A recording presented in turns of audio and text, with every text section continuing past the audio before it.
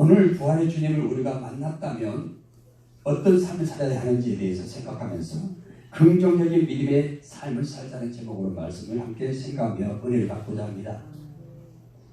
부활의 주님을 만났다면 그 부활의 주님과 함께 어떤 환난, 핍박, 고통, 역경, 어려움 속에서 부활의 주님이 여러분과 함께 하시니 승리할 줄 믿습니다. 그렇다면 부활의 주님을 삶의 현장 속에서 기대하는 것은 마땅한 것이고, 그 부활의 주님이 저 여러분에게 힘과 이로와 능력 주셔서 우리가 그냥 일반적인 삶이 아니라 영적인 삶, 거룩한 삶, 하나님 기뻐하는 복된 삶을 살 수 있는 놀라운 힘을 얻게 될 줄 믿습니다. 그래서 이 삶이라고 하는 것은 굉장히 중요합니다. 우리 인생을 삶이라고 합니다. 이 삶이 무엇이냐? 우리는 일반 믿지 않는 사람들처럼 살아서는 안 됩니다. 주님을 의지하고 하나님 주시는 복을 받아서 행복한 삶을 살아야 될 줄 믿습니다. 거룩한 삶을 살아야 될 줄 믿습니다. 믿음의 삶을 살아야 될 줄 믿습니다. 은혜의 삶을 살아야 될 줄 믿습니다. 그래서 우리 입술에서 감사가 터져나오고 기뻐하며 하나님을 찬송할 수 있는 다윗처럼 바울처럼 살 수 있는 저와 여러분 되시기를 주의 이름으로 축원드립니다. 저는 요즘에 하루하루 시간들을 늘 감사하면서 너무 행복하게 살아갑니다. 세상 사람들이 바라보는 어떤 권력이나 물질이나 뭐가 잘 이루어져서가 아닙니다. 부활의 주님이기 때문에, 그 부활의 주님을 기대하기 때문에 제가 힘들고 어려운 고난과 역경 속에 있을지라도 작은 고난을 이기고 지금 하루를 지나가는 것을 바라보면 하나님의 은혜였구나. 할렐루야. 내 마음과 생각이 하나님께 초점 맞춰서 하나님 기뻐한 삶을 살았고 거룩한 하루를 살았고 믿음의 하루를 살았고 은혜의 하루를 살았구나. 하루를 살아내고 이겨낸 것을 감사하고 기뻐할 수 있었던 것은 부활의 주님을 믿기 때문인 줄 믿습니다. 저는 그 주님을 여러분께 기대하며 그 주님과 함께 동행하며 그렇게 승리하시기를 주의 이름으로 축원드리고, 여러분의 입술에서 감사와 찬양이 울려 퍼지시기를 주의 이름으로 축원드립니다. 저는 지난주까지 계속해서 새벽 예배에 시편을 설교를 했습니다. 시편을 설교하면서 어쩌면 다윗은 그렇게 하나님을 사랑하고 믿고 의지하며 살았는데 그 신앙의 결론은 언제나 찬양과 기쁨과 감사로 영광을 주께 돌렸습니다. 이것은 사도 다윗이 하나님을 인정하고 믿고 그 하나님의 역사 속에서 기적을 체험하고 축복을 받았던 자기 삶을 고백할 때 나타난 고백이었습니다. 시로, 찬양으로 또는 춤을 추며 악기를 동원하고 여러 가지 방법으로 하나님께 영광을 돌렸습니다. 그러면서 신약의 또 위대한 사람 고난의 승리로 이겼던 바울의 인생을 다윗과 비교해 볼 때, 바울도 성령의 음성을 듣고 하나님의 은혜 가운데 붙잡혀서 성령의 능력으로 삶을 감당하며 죽을 때까지 수많은 영혼을 살려내고 교회를 세웠던 그 위대한 사도 바울의 능력이 어디서 왔느냐? 하나님 주신 성령의 은혜인 줄 믿습니다. 그래서 하나님의 은혜를 믿고 그 은혜가 아니면 내가 이렇게 될 수 없었다라고 고백합니다. 그러면서 그 고백도 똑같습니다. 어떤 상황에서도 감사했고 기뻐했고 찬양했고 영광을 주께 돌렸습니다. 왜 그랬을까? 하나님이 함께 하심을 믿었기 때문이었습니다. 저와 여러분의 삶에도 하나님이 함께 하심을 믿으시기를 주님으로 축원드립니다. 주님은 부활절에 부활하셨습니다. 그 부활은 다시 죽은 자들은 살아나셨다는 겁니다. 그런데 그 부활의 주님이 살아난 것으로 끝난 게 아니고, 부활의 주님은 살아서 부활을 믿는 자 속에 역사하느니라. 할렐루야. 그래서 부활의 주님이 내 안에 살아 역사하고 있음을 믿는다면 부활의 영이신 성령께서 여러분을 사도 바울처럼 강건케 하시고 온전케 하시고 굳게 하시고 더욱 견고하여 어떤 환난 핍박 속에서 복음 전하고 영원하고 교회에서는 이 일을 감당했던 사도 바울처럼 저와 여러분을 통해서 믿지 않는 내 가족과 내 이웃과 직장 동료들에게 이 복음을 전할 수 있는 전도자가 되시길 주의 이름으로 축원드립니다. 제가 어떤 책에 보니까 그리스도 중에 전도하지 못한 성도는 구원의 확신이 없는 사람이다라고 했습니다. 단순한 말이었지만 내가 믿는 예수를 전하지 못한 사람은 자기가 구원받지 못하기 때문이다. 내가 구원받은 걸 믿지 못한 사람은 전도를 못한다는 거예요. 여러분이 예수를 믿고 구원받았는데 여러분 내 가족에게 또는 여러분 이웃에게 또는 직장 동료들에게 삶의 현장에서 만나는 나하는 사람들에게 내가 믿고 의지하고 있는 그 주님을 증거하지 못하고 나타내지 못하고 자랑하지 못한다는 것은 내가 나를 구원하신 주님을 믿지 못하고 부활하셔서 살아계신 내 안에 역사하신 주님을 믿지 못하니까 그분을 증거하지 못하고 나타내지 못한다는 거예요. 그 말이 저는 동의합니다. 내가 예수를 믿었으면 예수님의 증거가 나타나야 되는데 삶으로 나타나고 입술로 나타나고 할렐루야 관계 속에서 다른 사람에게 예수 그리스도의 사랑과 은혜와 향기를 전할 수 있는 그런 전도자의 삶이 되어야 될 줄 믿습니다. 우리는 복을 받아야 전도하고 형통해야 전도하고 성공해야 전도하는 것이 아니고 환난과 핍박과 고난과 역경 속에서 바울이 전도한 것처럼 우리 모든 삶의 범사가 우리는 예수 그리스도를 나타낼 수 있는 삶을 살아야 될 줄 믿습니다. 누가 그랬으느냐? 자기 속에 부활하신 주님이 살아 역사한 걸 믿는 사람은 부활의 주님을 사랑한다.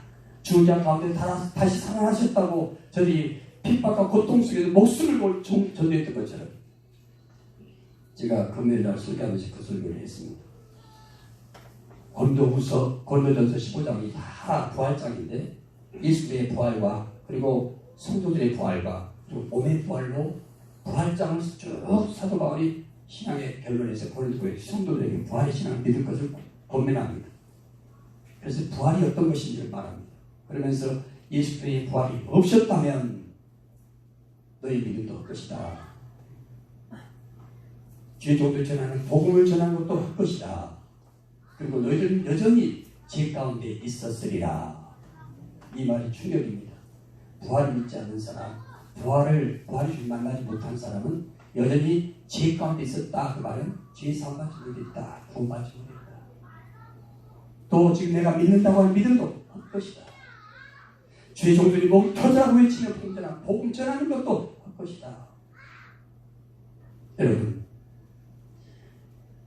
성경에는 계속 여러 가지 비유와 어떤 사건과 문제와 상황 속에서 하나님의 역사로 기적과 표적으로 불가능이 가리키려고 안 된 것이 되어지고 죽은 자가 살아나고 저주가 축복으로 바뀌었던 모든 사건들을 다 부활의 능력, 부활의 소망, 부활의 생명인 줄 믿습니다. 여러분 안 된다, 실패했다, 여러분 그럴 때 우리는 낙심하고 포기하기 쉽습니다. 그러나 주님이 우리가 말하는 기독교의 부활의 능력은 그것이 아닙니다. 죽은 자도 살리시고 안 되는 것도 있게 하시고 할렐루야. 우리는 할 수 없다고 좌절하고 포기할 수밖에 없지만 주님이 여러분을 믿는다면 여러분 생각이 바뀌어져서 할 수 있다 해보자 하면 된다고 하는 생각으로 바뀌게 될 줄 믿습니다. 그래서 이 도전하는 사람은 참 존경스러운 것입니다. 고난과 어려움과 실패 속에서 다시 도전하는 것 참 대단한 것입니다. 큰 감동을 주는 것입니다. 인생 역전을 만들어내는 것입니다. 부활이 그것입니다. 역전의 승리, 역전의 생명, 역전의 능력이 부활의 능력인 줄 믿습니다. 오늘 저 여러분이 믿는 주님이 진짜 죽으신 주님이 아니라 주님 가운데 살아나신 주님이시기를 주의 이름으로 축원드립니다. 그분을 믿는다면 여러분 속에 얼굴이 부활이 된 것처럼 밝고 환하고 기쁘고 감사하고 찬양이 넘쳐야 될 것이고 여러분이 행동하는 행동이 긍정되고 적극적이어야 될 것이며 모든 사람이 엉망부패하고 낙심할 때 여러분은 희망을 말하고 소망을 말하고 꿈과 비전을 말해야 될 줄 믿습니다. 할렐루야. 여러분 고난을 겪고 절망을 겪고 이런 선 사람이 오히려 존경받는 승자의 자리에 설 수 있습니다. 안 된다고 힘들다고 어렵다고 낙심하고 포기하고 원망하고 한숨 짓는다면 그 사람은 절대 다른 사람에게 좋은 영향을 줄 수 없습니다. 저 여러분은 내 가정에게 또는 여러분 직장 동료에게 여러분이 가까이 지내는 사람들 모두에게 이런 부활의 생명과 능력 가지고 긍정적 영향을 줄 수 있는 긍정적인 믿음의 능력자들이 되시기를 주의 이름으로 축원드립니다. 인간에게 성공적이며 행복한 삶을 누릴 수 있는 공통점이 있다면 바로 긍정적인 믿음과 또한 긍정적인 인생관을 가지는 것입니다. 그런데 긍정적인 인생관은 어디서 오느냐? 하나님께서 주시는 긍정적인 이 말씀을 통해서 믿음을 갖게 하고 믿음을 통해서 긍정적인 인생으로 바꿔나가는 것입니다. 여러분이 긍정적인 인생이 되기 원하십니까? 그렇다면 긍정적인 믿음을 가지시기 바랍니다. 성경 모두 다 창세기에서부터 계시록까지 전체가 긍정적인 믿음을 우리에게 가지라고 촉구하고 있습니다. 할렐루야. 죄 지었어도 회개하고 용서받아라. 할렐루야. 병들었어도 기도하고 고침받아라. 여러분 인생이 저주와 가난과 불행한 인생을 살고 있다 할지라도 주님은 말씀 통해서 여러분에게 행복의 약속을 해주고 있습니다. 말씀 믿고 하나님 의지하면 하나님께서 도와주겠다는 거예요. 여러분 마음속에 생각과 사상이 바뀌어지길 바랍니다. 내 수준과 형편으로 사지 말고 내 마음과 생각과 내 행동과 내 인생과 운명을 바꿀 수 있는 긍정적인 의식으로 바뀌시기를 주의 이름으로 축원드립니다. 긍정적인 사람은 어떤 경우나 잘 될 것을 기대하고 인간관계에서도 좋은 것만 보고 자신에 대해서 절대 낙심하지 않습니다. 그러나 부정적인 사람은 매사에 다른 사람을 원망하고 비판하며 삽니다. 그리고 비교하면서 자기의 부족하고 안 되는 것은 열등에 빠져서 좌절하고 포기합니다. 다른 사람에 대해서는 비판하고 부정하게 되어 있습니다. 그래서 대인관계가 원만하지 못하고 안 된다고 말을 먼저 하게 되고 무엇을 하든지 할 수 없다고 생각하면서 실패를 예견하는 사람들입니다. 여러분 힘들고 어려울 때 못하겠어요, 할 수 없어요 라고 할 때 이 사람은 벌써 안 될 것을 예언했습니다. 힘들고 안 될 것 상황을 만날 때 여러분 할 수 있다고 해보자고 여러분 입술로 신할 때 그걸 극복할 수 있는 생각으로 변화가 일어나게 될 줄 믿습니다. 이스라엘 백성들이 마지막 가나안 땅 점령하기 전에 여리고성 앞에서 그들의 모습을 우리는 너무나 자주 듣습니다. 그들은 두 표로 나눠집니다. 긍정적 사람과 부정적 사람이었습니다. 하나님의 말씀을 믿고 의지한 사람은 그 보고도 긍정적으로 했지만 그 말을 들었던 백성들도 긍정적으로 바꿔나갔습니다. 10명의 정탐꾼은 부정적인 사상과 의식 가지고 그것을 바라보고 보고할 때 부정적 보고로 자기들의 생각과 판단과 평가를 더 붙여서 보고를 했습니다. 사실적으로 보고하지 않고 사실과 자기들의 생각과 불안한 마음과 부정적 생각을 집어넣어서 보고를 했습니다. 그랬더니 그 말을 듣던 다수가 타멸하게 죽고 말았습니다. 이 말의 영향이 이렇게 지대하고 크다는 것입니다. 주일날 교회 나와서 여러분 주일 성수 지키는 신앙이 되지 말고 주일날 말씀을 듣고 그 말씀을 지키는 신앙이 되시기 바랍니다. 교회 가서 예배 시간 지키는 게 뭐가 그렇게 대단합니까? 그게 능력이 아닙니다. 주일날 교회 나가서 하나님 주신 말씀, 주의종의 입술을 통해서 주신 그 말씀이 여러분이 심령에 새겨주고 그 말씀대로 일주일에 승리하는 살게 되시는 주의 이름으로 축원드립니다. 그 말씀이 여러분 영혼을 살리고 그 말씀이 여러분 낙심과 불안과 염려에 있는 마음을 긍정적으로 바꿔서 여러분 열정적으로 살아갈 수 있는 원동력이 되는 것입니다. 물론 여러분들이 성경을 스스로 개인적으로 읽으면서 그 말씀에서 은혜 받고 감동받고 깨달은 말씀도 삶을 이길 수 있는 힘이 됩니다. 어떻게든지 우리가 하나님이 우리에게 말씀하신 권세, 능력, 생명 있는 말씀을 들으면 우리 마음과 생각이 바뀌어집니다. 할렐루야. 그러므로 우리는 어떤 상황에서 내가 하고 있는 일이 무엇이든지 상관없이 하나님 주신 말씀 붙잡고 지금의 상황과 힘든 현실을 이겨나가시기를 주의 이름으로 축원드립니다. 그래서 부정적인 사람의 자세를 가진 사람들은 이제라도 긍정적인 사고로 바꿔야 한다는 거예요. 그래서 나쁜 것이 보일 때 눈을 감고 안 된다고 생각은 잘 된다는 생각으로 바꿔서 입술로 선포하고 시하고 그렇게 믿고 나가야 될 줄 믿습니다. 왜냐하면 같은 세상을 살면서도 밝고 아름다운 것을 보는 사람이 있는가 하면 어둡고 초라한 면만 바라보면서 원망 불평하며 탄식하고 낙심하는 사람도 있습니다. 그래서 자기 인생의 운명을 긍정적으로 보는 사람은 희망이 있는 것입니다. 여러분 희망의 내일을 향한 희망을 기대하고 살렵니까? 내일에 대한 불안과 두려움과 절망 속에 벌벌 떨며 낙심하고 포기한 인생 살렵니까? 코로나 여파로 인하여 많은 사람들이 정신적 심리적으로 지금 마비되어가고 있습니다. 움츠러가고 있습니다. 불안해하고 있습니다. 겁먹고 두려움과 불안에 그렇게 빠져 있습니다. 그래서 모두 다 침체 가운데 빠졌어. 우리의 왕래와 소통과 우리의 모든 만남까지 단절된 가운데 얼마나 답답한 지금 시간을 보냈습니까? 이어서 저희 정부에서 방역 당국의 수칙이 풀어지면서 자유롭고 있는데 그러나 코로나 확진에 대해서는 우리가 긴장을 풀면 안 됩니다. 여전히 조심해야 됩니다. 그러나 우리의 마음과 생각에 의식을 풀어놓고 자유와 회복을 누려야 될 줄 믿습니다. 할렐루야. 생각까지 마비되지 말라는 거예요.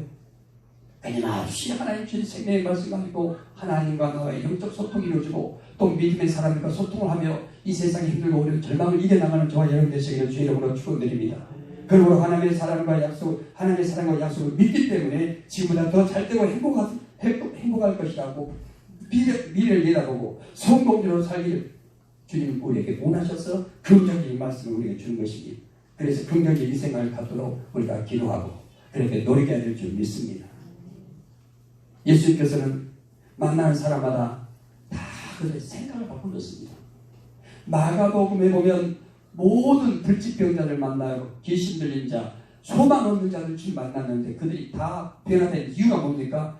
그들은 병을 고쳐준 다음에 병으로 끝나지 않았어요. 생각을 고쳐줍니다. 할렐루야. 생각을 고쳐줘요. 병 고쳐주고 끝난 게 아니에요. 귀신 쫓고 나서 귀신 쫓아오고 끝나지 않아요. 귀신 쫓고 나서 생각을 고쳐줘요. 여러분 오늘 우리가 주일날 예배 나와서 말씀 듣고 여러분 끝나고 예배 받고 은혜 받고 감동 받고 끝난 걸로 여러분 돌아가면 안 됩니다. 생각을 고쳐야 합니다. 내 생각, 내 사상, 내 경험, 내 생각대로 살았던 걸 다 버리고 주님이 내한테 지으신 새롭게 사는 길을 우리가 받아들이고 수용하고 살아야 될 줄 믿습니다. 오늘 본문에 한번 볼까요? 누가복음 17장 5절에서 6절에 시작. 사도들이 주께 여짜오되 우리에게 믿음을 더하소서 하니 주께서 가라사대 너에게 그다시 하나님 만한 믿음이 있었다면 이 뽕나무대로 우리가 뽑혀가네 친구라 하였을 것이요 그것이 너에게 순종하였습니다. 여러분 그것이 너에게 순종하였습니다. 믿어집니까? 이성으로는 안 믿어져요. 상식으로 이게 어떻게 믿어집니까? 현실적으로 어떻게 가능합니까? 불가능한 일입니다. 그런데 성경은 불가능하고 상식적으로 안 되지만 이해할 수 없고 깨달을 수 없지만 그러나 이건 영적으로나 되는 일입니다. 성령 우리에게 믿어지게 하면 은혜를 주실 때 믿어줄 줄 믿습니다. 성경이 모두 다 인간 상식과 이성으로 안 되는 것을 성경의 기적으로 말씀하면서 그 모든 일들은 성령이 우리 안에 역사할 때 성령으로만 된다는 거예요. 영적으로 해야 알 수 있다는 거예요. 여러분 우리 주님은 제자들에게 믿음의 원리를 지금 가르쳐주고 있습니다. 이 뽕나무를 저 바다에 던질하고 이럴 줄 믿고 의식하면 그래도 될 것이다. 그런데 이걸 네가 믿느냐? 제자들 생각은 못 믿어요. 그래서 히브리서에 보면 믿음의 원리를 말합니다. 히브리서 11장 1절 2절에 시작. 믿음은 바라는 것들 실상을 보지 못하는데 증거니 선진들이 이로써 증거를 얻었느니라. 선진이 누굽니까? 성경의 믿음으로 승리했던 사람들의 모습은 다 믿음으로 살았다. 보지 못했다. 그리고 살아보지 않았지만 주님이 하신 말씀을 믿고 그렇게 했더니 하나님이 역사하신 것입니다. 선진들 그렇게 살았단다. 너희들도 그런 믿음으로 살아라. 할렐루야. 그래서 믿음이 없이는 하나님 기쁘시고 못하네. 하나님께 나간다는 반드시 그가 계신 것과 그가 자기를 찾는 데에 상주신 인심을 믿어야 할지니라. 보세요. 성경은 언제나 모든 말씀 믿어야 된다는 거예요.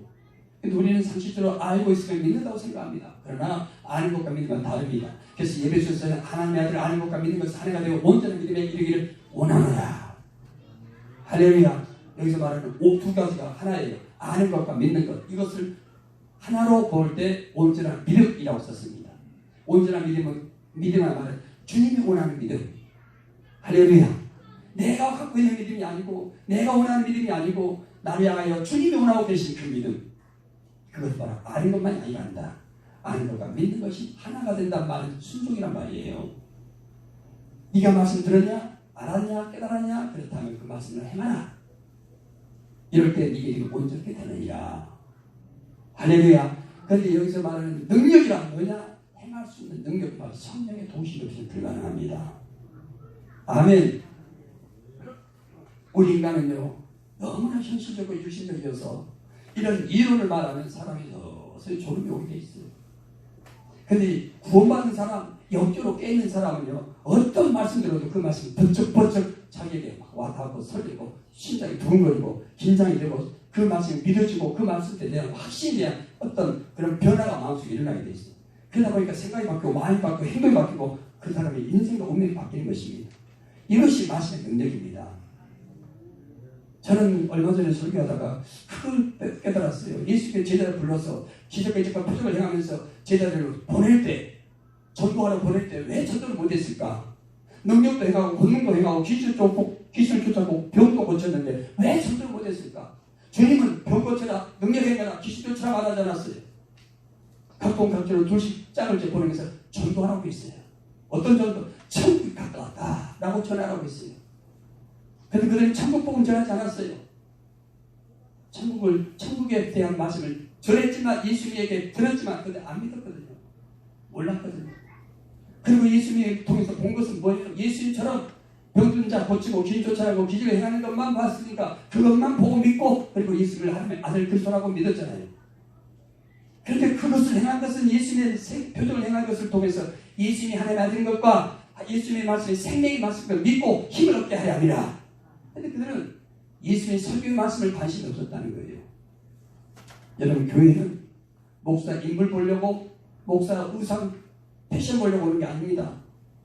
여러분, 성도들 얼굴 보고 서로 세상 얘기하려고 오는 게 아닙니다. 교회는 여러분 하나님의 음성을 드려야 됩니다. 말씀 받으러 와야 합니다. 근데 말씀을 똑같이 들었는데 말씀을 받는 자가 있고 못 받는 자가 있어요. 근데 이 말씀을 받게 하는 것도 성령이고 말씀을 못 받게 하는 것은 악한 마귀 거짓의 영이라는 거예요. 그래서 요한복음 8장 43절과 47절에 보면 믿지 못하는 이유가 나와요. 그것은 너희 앞에 마귀가 났으니 저는 거짓말장이요 욕심장이다. 그래서 하나님 말씀 들어도 믿지 못하고 깨닫지 못하게 하려 합니다. 그러니까 여러분이 성경에 왔다고 다 말씀이 믿어지니까 들려지니까 아니라는 거예요. 그래서 우리가 하나님 오늘도 성전에 왔사오니 나에게 하나님의 말씀의 귀한 법을 알도록 성령께서 깨닫게 하시고 믿어지게 하시고 그 말씀을 행할 힘과 능력을 주옵소서. 아멘. 이런 간절한 사모함과 애절한 마음으로 하나님께 의지할 때 하나님께서 성령의 능력으로 우리를 담아나가지고 뜻을 행할 수 있도록 가르쳐 생각하게 하고 깨닫게 하시지 내 지식과 내 경험으로 안 된다는 거예요. 아니 그런데 더 놀라운 것은요, 인간의 사상 세상의 지식이 많은 사람일수록 하나님의 말씀이 더 부족하고 거부하고 안 믿어져요. 잘못된 지식이 들어가기 때문에 하나님의 진리의 말씀이 거기를 파고들고 들어갈 수 없어요. 저는 운동을 가르치면서 운동의 전문가로서 제가 수많은 제자를 가르치면서 보는 것은요, 다른 지도자에게 배워갖고 온 사람은요 제가 그렇게 가르쳐도 안 고쳐져요. 여전히 그 습관 그대로다. 근데 이제 처음 배우러 온 사람은요 처음부터 차례차서부터 인사하는 것부터 가르쳐야 돼. 똑바로 서는 것부터 가르쳐야 돼. 그리고 지도자에게 집중하도록 그렇게 똑바로 지도자는 눈을 보게 만들어요. 눈 안만 돌려도 혼대고 그러면서 똑바로 보게, 정신 바짝 차리게. 그렇게 해서 가르치면 다른 데서 3단, 4단, 5단 따갖고 온 사람보다 이 초단 딴 사람이 훨씬 빨리 배워요. 왜 그럴까요? 다른 잘못된 것이 들어오지 않고 그냥 주는 걸 순수하게 받아들이는 것은 백지라. 보여주고 가르쳐주고 설명한 대로 그대로 받아들이니까 빨리 해요. 할렐루야. 그런데 세상 이론과 철학과 모든 여러 가지 자기들이 막 사람에게 죽고 책에서 보고 배우고 했던 모든 사상이 찌꺼기가 가득 차있는 거를 하나님 진리를 넣으면 안 받아들여요. 왜? 이걸 갖고 자기가 아는 지식 가지고 하나님 말씀을 다 판단하고 쪼개고 자기가 다 편집해버려요. 이해가 되십니까? 그래서 목사님들의 설교를 들으면 이분이 신앙 서적을 많이 읽었는지 어디서 설교집을 많이 봤는지 아니면 사람들과 많은 어떤 정치 얘기나 교수 얘기나 사람들이 주저드는 얘기를 듣고 설교할 때 그걸 늘어놓는지 설교를 들어보면 알잖아요. 성경을 보는 사람은 성경을 얘기하게 돼 있고 신앙 간증집을 많이 본 사람은 설교하면서 맨날 신앙 간증집을 책에서 봤던 것 갖고 설교하는 거예요. 근데 그건 설교가 아니에요. 설교는 하나님 말씀만 갖고 하는 게 설교예요. 할렐루야. 근데 인간이 목사도 사람인데 하나님 말씀만 갖고 하나님 말씀을 가지고 여러분에게 은혜를 끼치고 감동을 주고 교훈을 주고 여러분 생각과 마음과 해석과 여러분 영혼을 살린다고 하는 것은 불가능해요. 그래서 기도에서 성령의 도시를 받아야 돼요. 전하는 자나 듣는 자가 동일하게 기도해야 돼요. 할렐루야. 그래서 성령의 말씀을 전하는 자에게도 성령이 역사하고 계시와 레마와 영감으로 깨닫게 하시고 그 말씀을 선포할 때 여러분들이 그걸 받아들일 수 있는 것은 여러분도 기도할 때 성령이 여러분 믿는 자 속에 역사하사 그 말씀을 들려주는 것이 믿어지게 하고 깨달아지게 하는 것입니다. 그런데 목사는 기도하고 성령이 충만함 받아서 말씀을 전한다 할지라도 받는 사람이 기도하지 않고 성령의 역사가 없다면 이 말씀은 거부될 수밖에 없습니다. 어떤 말씀을 전하든지 수용하고 빨아들이는 스폰지처럼 흡수할 수 있는 여러분 되시기를 주의 이름으로 축원드립니다. 그래서 저는 목사님들을 만나도 어떤 목사님 좋아하느냐? 농담하는 사람 별로 안 좋아해요. 진지하게 우리 인생을 논하며 어떻게 우리가 목회하며 어떤 신앙으로 살아야 되는지 영적인 대화하는 사람은 굉장히 좋아해요. 목회자라고 해서 다 영적인 대화하잖아요. 맨날 먹고 마시고 놀고 즐기는 것만 얘기하는 사람도 있고 다 달라요. 그러나 우리가 영적인 얘기를, 영적인 생각을, 영적인 말을 많이 하면 할수록 우리는 더 영적인 세계를 깊어지게 돼 있어요. 할렐루야.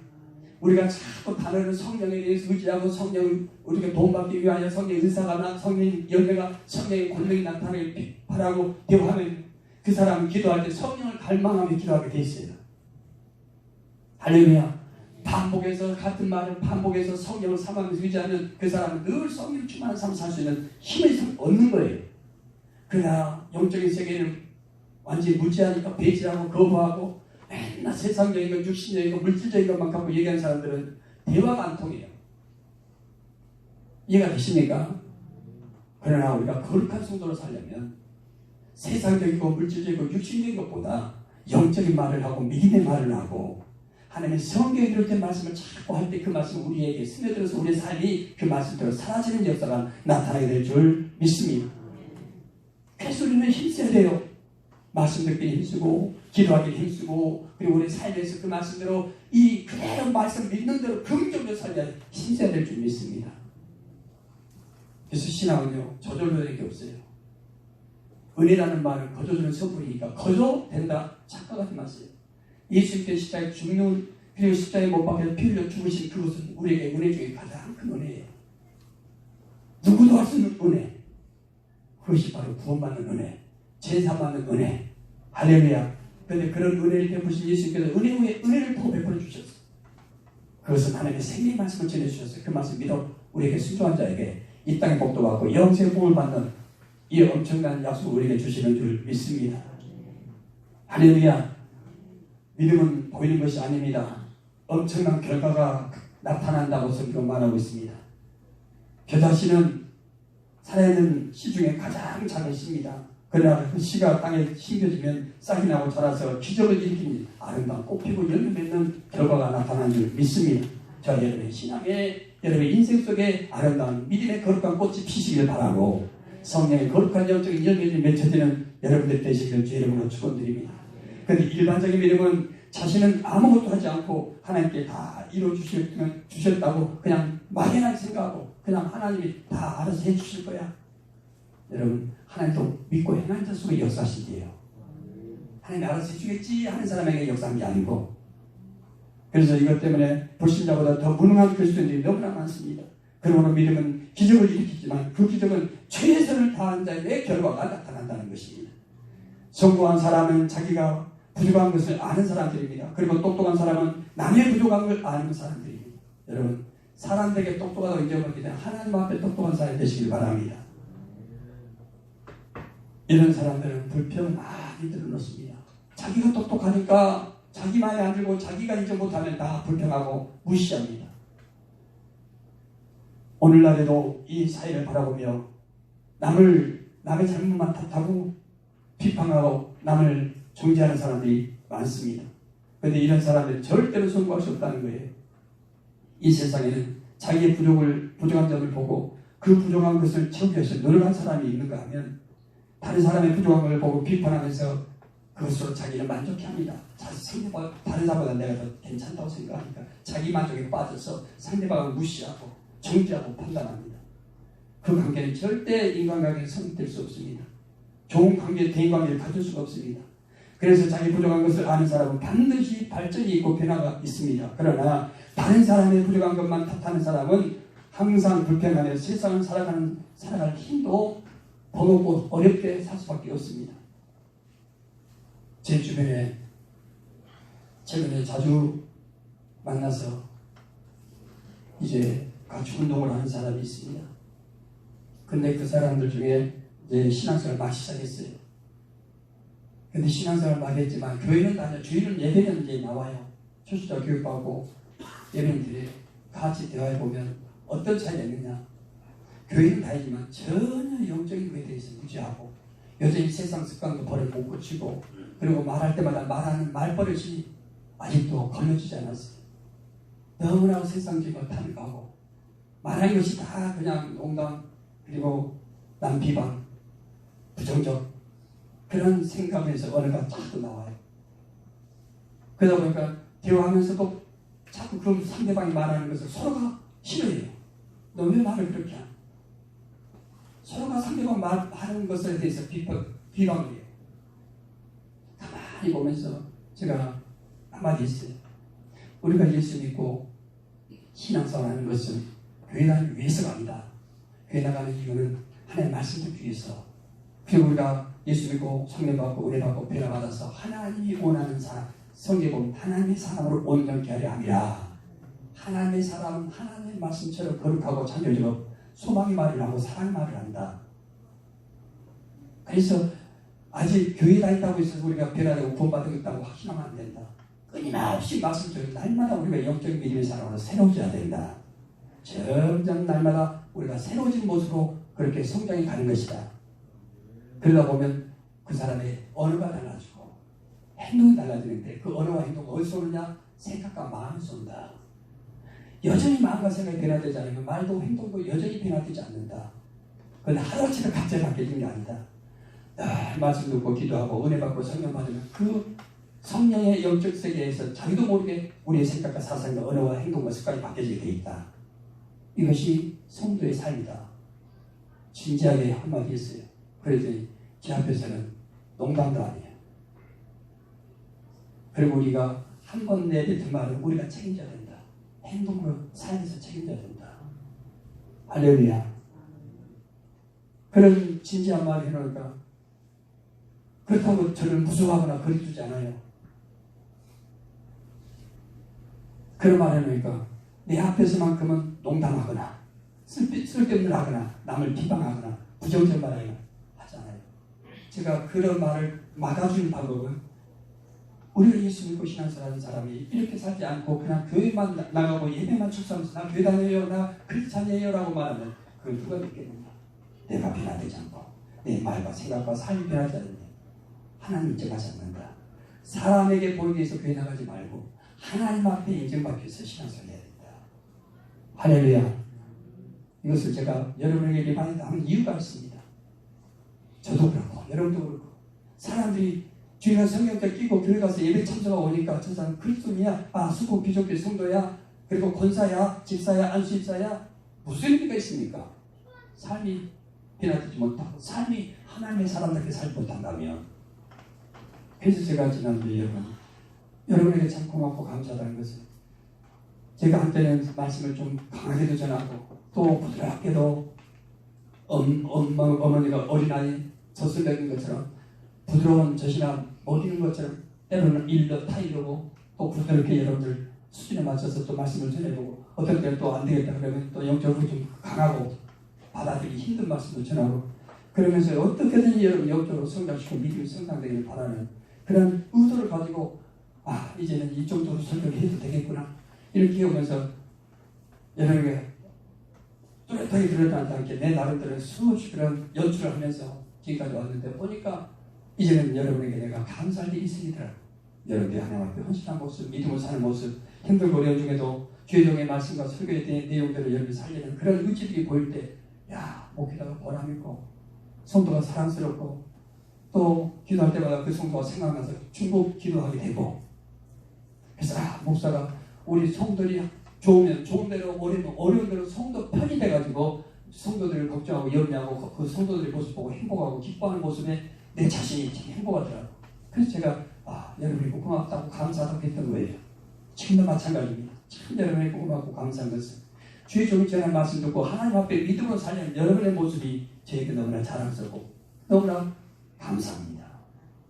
그런데 그것이 어느 정도 멈추지 말고 계속 지속적으로 우리가 더 거룩한 삶을 살아가도록 힘써야 될 줄 믿습니다. 아멘. 그래서 성경은 서로 빗자 서로 고민하며 공개하며 서로 안위하며 붙잡아주며 서로 거룩하게 살자, 서로 하나님 앞에 믿음으로 살자, 서로 영적으로 의지하고 기대며 살아야 될 줄 믿습니다. 두 번째로는 긍정적 믿음은 자기 일에 최선을 다하는 것입니다. 여러분, 자기 부족함을 아는 것도 중요하지만 자기가 하고 있는 역할과 위치에서 최선을 다해야 될 줄 믿습니다. 내가 위에 있는 상사 가지고 밑에 있는 사람이라면 윗사람의 원하는 만큼의 노력을 충분히 해야 됩니다. 그래서 직장생활 하다 보면 어떤 직급이 있잖아요. 세상으로 말하면 계급이 있잖아요. 위에 있는 사람은 위에 있는 사람의 책임과 의무가 다 있을 것이고 아래 있는 사람은 아래 있는 사람의 책임, 의무를 다해야 될 텐데 우리 그리스도인들은 그것을 내가 위치에서 내 역할을 충분히 다해야 될 줄 믿습니다. 보일 때는 잘하고 안 보일 때는 설렁설렁하고 그래서는 안 된다는 것이죠. 왜냐? 하나님 보시기 때문에. 여러분이 잘 아는 요셉처럼 범사에 제일 억울한 죄를 제명으로 감옥에 가거나 또는 성적 유혹을 받아서 억울한 입장에 처하거나 노예로 팔려가는 그런 비참한 지경에 이를지라도 전혀 변함없이 하나님 앞에 정직히 행하고 할렐루야 범사에 하나님 보시기에 부끄럽지 않게 행했던 요셉의 인생을 하나님 축복하지 않습니까? 그런 자세로 살아갈 때 하나님 우리의 지경을 넓혀주고 우리를 꼬리가 되지 않게 하고 위에 있고 아래 있지 않게 대해 주실 줄 믿습니다. 그렇게 내가 맡겨진 위치와 책임과 직분의 역할을 다하지 못하면서 높은 대우만 좋은 대우만 받기 원한다면 안 된다는 것입니다.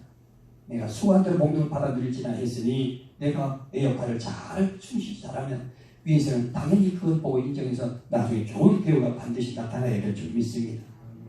성경에는 종들은 아무 일을 해도 아무리 일을 많이 하고 수고해도 대가나 칭찬이나 어떤 상급이 없습니다. 그런 오늘 본문에 보면 나는 다 무익한 종이로소이다 그 말은 뭐예요? 나는 종이니까 종의 이치와 신분에서 내 역할을 나는 최선을 다할 뿐이지 여기에 뭘 바라지 않습니다. 겸손한 마음입니다. 일한 것도 없으면 대가만 말하는 사람 되지 말고 내가 있는 위치에서 최선을 다해 일하면 그 대가는 당연히 따라오게 되어 있다는 것입니다.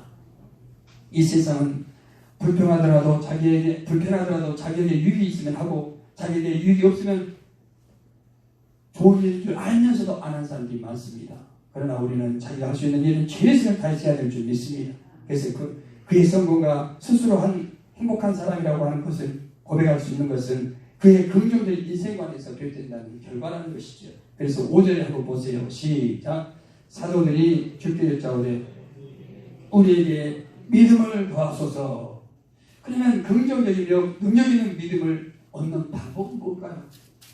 겨자씨만한 믿음이 있을 때 가능하다고 오늘 본문이 말하고 있습니다. 6절에 시작. 주께서 가라사대 너희에게 겨자씨 하나 만한 믿음이 있다면 이 뽕나무에 뿌리가 뽑혀 바다에 심으라 하였을 것이요 그것이 너희에게 순종하였으리라. 여기서 씨는 누가복음 8장 11절에 나오는 하나님의 말씀을 말하고 있습니다. 겨자씨는 씨 중에 지극히 가장 작은 씨를 말하는데 씨 뿌리를 위해서 잘 설명하지요. 그리고 믿음에는 산 믿음이 있고 죽은 믿음이 있는데 여기서 믿음은 행함이 있는 산 믿음을 말하고 있습니다. 행함이 없는 자체는 죽었는 믿음이라는 거예요. 그래서 야고보서에서 행함 믿음에 대해서 야고보 기자는 야고보서 2장 14절 16절에 자세히 설명합니다. 네 믿음이 행하고 있는지 행하지 않는지를 잘 봐라. 행하지 않는다면 네 믿음은 죽어있단다. 할렐루야. 살아있는 믿음에 행하고 죽어있는 믿음에 행할 수 없다는 거예요. 저와 여러분의 믿음이 살아 움직이는 믿음으로 되어서 아름다운 결과 열매가 나타나시기를 주의 이름으로 축원드립니다. 그러므로 겨자씨 하늘만한 믿음이라는 말은 하나님의 말씀 가운데 지극히 작은 계명이라도 순종하는 믿음을 말하고 있습니다. 여러분 예수님의 제자들이 설교할 때 하는 말입니다. 지극히 작은 것 하나를 어기고 큰 것 행하려고 하지 말고 지극히 작은 것이라도 지극히 행하는 자가 되라. 할렐루야. 그러면서 하는 말은 지극히 작은 걸 지킨 자가 큰 것도 행할 수 있다는 거예요. 그런 믿음을 가질 때 우리의 믿음은 마침내 장사불량에 이르게 되며 또한 뽕나무에 향해서 뿌리가 뽑혀 바다에 던지라 해도 그대로 이루어질 것이라고 설명하고 있습니다. 지금 예수님은 영적인 믿음의 원리를 말하고 있습니다. 또 두 번째로는 무익한 종의 자세를 가질 때 가능하다는 거예요. 10절에 시작. 너희도 명령받은 것을 행한 후에 이르기를 우리는 무익한 종이라 우리 하여야 할 일을 한 것뿐이라 할지니라.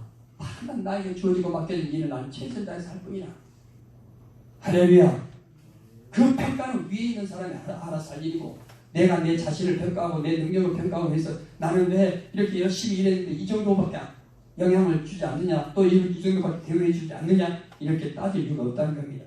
여기서 주인은 그 종이 하루 종일 수고하고 명한 대로 수고했다고 사회하지 않고 오히려 와서 수정들라고 할 뿐이며 종도 역시 조금도 원망하지 않고 마땅히 해야 할 것을 했을 뿐이니 그런 겸손한 자세를 가진 것은 당연하다는 거예요. 그러므로 우리의 믿음은 또한 무익한 종의 자세를 가질 때 믿음이 자란다는, 겸손히 우리 자신을 낮출 때 하나님께서 우리에게 큰 믿음을 주신다는 거예요. 그리고 우리에게 믿음의 이런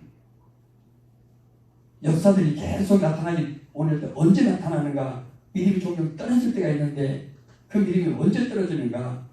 원망할 때 믿음이 떨어집니다. 마태복음 예수님께서 설교한 내용을 보면 마태복음 20장 10절에서 11절에 시작.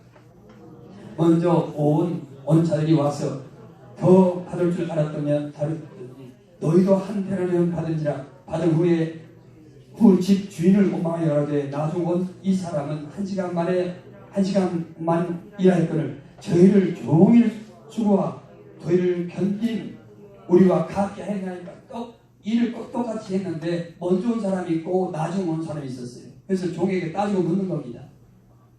왜 나는 저보다 먼저 와서 하루 종일 했는데 저 사람은 늦게 와가지고 일을 조금 했는데 끝나고 임금을 줄 때는 왜 똑같이 주냐는 거예요. 나는 일을 더 오랫동안 먼저 와서 많이 했는데. 그런데 이 말은 종이 왜 네가 그 일한 대가를 주는 권한이 주인에게 있는데 왜 종인 주제에 네가 주인에게 따지냐, 이것을 가지고 지금 얘기하고 있잖아요. 백성들 중에서 출애굽한 후에 원망하여 저들에게 다수가 멸망했던 고린도서 10장 10절에 보면 이렇게 말합니다. 시작.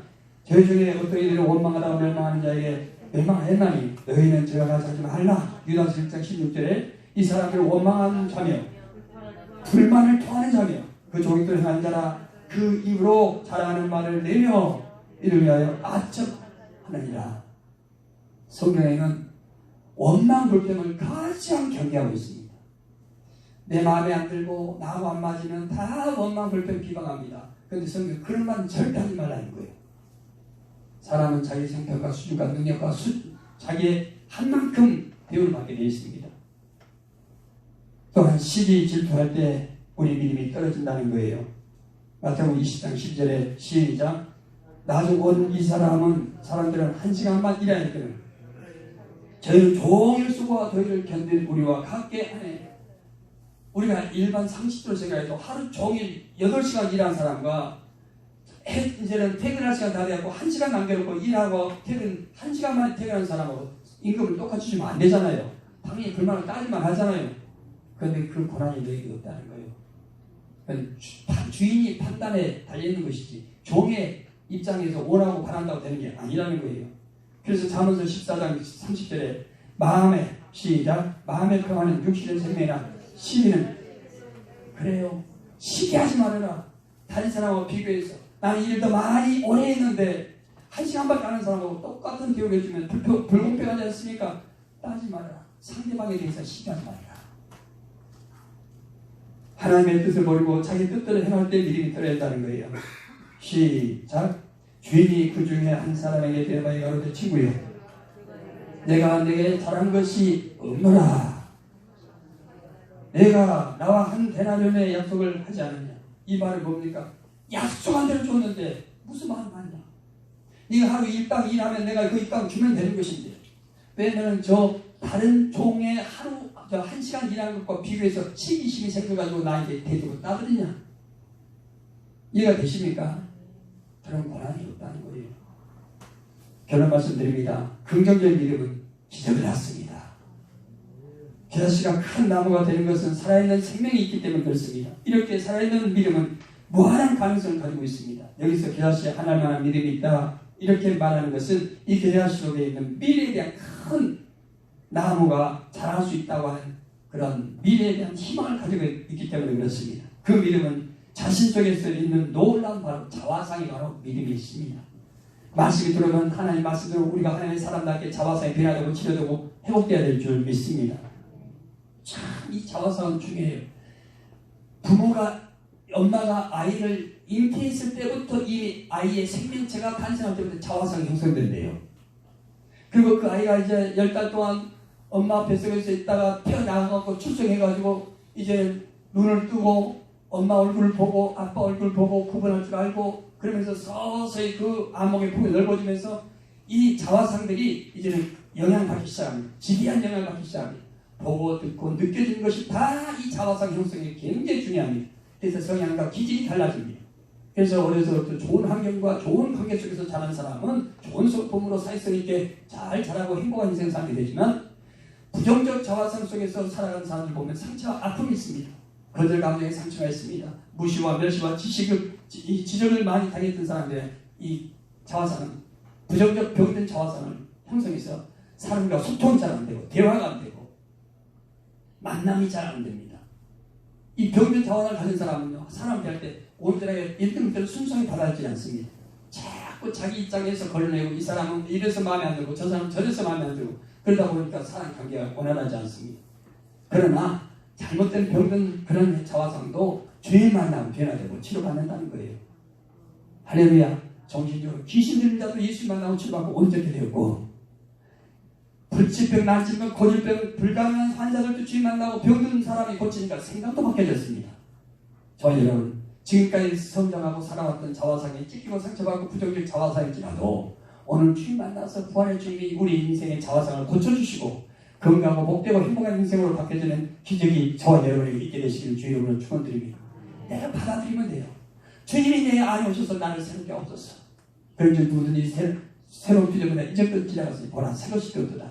그것은 바로 자화상이 치료받았다 그 말입니다. 이렇게 자화상이 치료받은 사람은 어떻게 사느냐? 내가 그리스도 함께 십자가에 못 박혔네. 이제 내가 사는 것이 아니라 내 안에 그리스도께서 사신 것이라.